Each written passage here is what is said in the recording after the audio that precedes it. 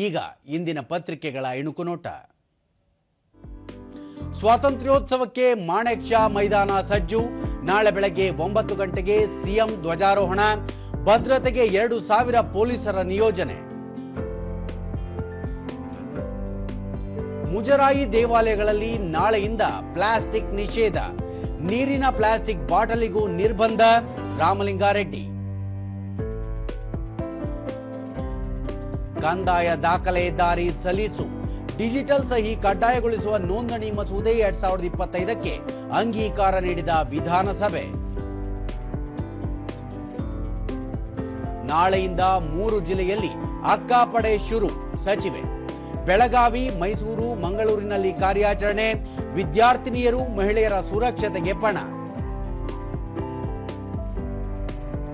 Chennai grand masters chess tourney.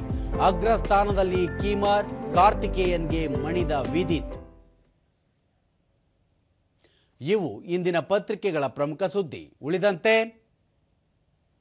100 gigawatt ಸಾಮರ್ಥ್ಯದ ಸೌರ ಫಲಕ ಉತ್ಪಾದನೆ.